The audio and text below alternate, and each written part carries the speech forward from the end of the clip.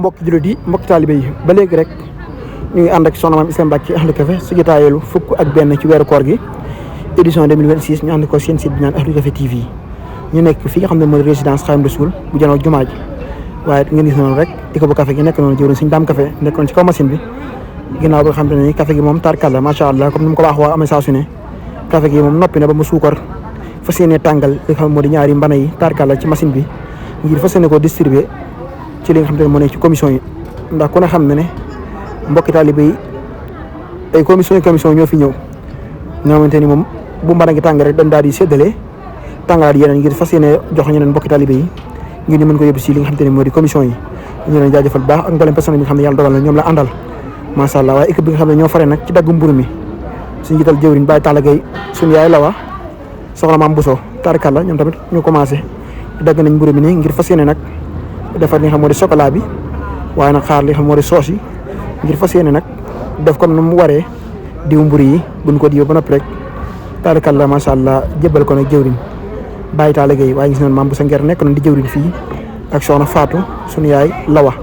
ñoom te ñoom mën nañ la ñoo jëwriñu fii ci Ahlu Café Touba fi nga xam ne moo di dagg mburu yi nga xam te ni ñoo ne ci kulaar yi ñoom te ñu fekkoog Baye Talla Gueye tarkalla mbokki taalibe bi mel ni liggéey saa su ne comme niñ ko baaxoo amale saa su ne waxtu bi jotee kenn ku ne nga xam ci lu la war nga nekk ca ñuy dagg ñuy organiser waaye ñii diw mburu yi di diw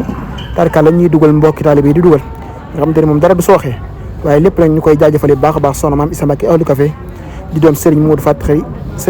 Khari Serigne Massamba nga xam ne liggéey bi lépp rek moo ci nampatal ndaw ñi ba ñëpp rek tarkalla kenn ku ne xam lu la war kon Mbacke moom lañ koy delloo cant gi di ko ñaanal suñu borom dafa ko tawfeex waaye Ahlu Café Touba Guédé nekk nañ ñoom tamit ñooy séeré soso bi xam ne fi la soxna si nekk ñoom tamit ginnaaw bu ñu daggee mbur yi ba diw ñoom tamit ba noppi rek dañ daal di koy fas yéene yóbbu moom tamit ci lal yi tarkalla mu mel ne lal yi nga gis nii mooy lal yi nga xam ne moo fa rek jëm ju tedd ji mi soxna Mame Issa Mbacke Ahlu Café nga xam te ne mbokki taalibe yi ñëpp rek dañuy daal di toog ci lal yi taaxirlu kenn ku ne tiim sa kaas ak say mburu ak say bisaab ak sa tàndarma ngir teewlu li nga xam ne moo di waxtu wi rek incha allah ngir ñu amal li nga xamante ni moo di dog mu mel ne dog nag li ci des daanaka bareetut ndax boo gisee mbokki taalibe yi ni ñuy toogee ci lal yi rek nga xamante ni ñëpp rek seen xel demul fenn du teewlu li nga xam ne moo di sonné bi incha allah ngir ñu amal ndog fii ci Touba lu ko wër ci résidence Xaadimu Rasuul waaye nag ànd kook nag jàmbaar l'islam mi soxna Mame Issa Mbacke Ahlu Café di doon Serigne Modou Fatou Khari Serigne Massamba ñu koy ñaanal baax a baax soxna Mame Issa suñu borom yàggal ko fi loolu tamit ko wér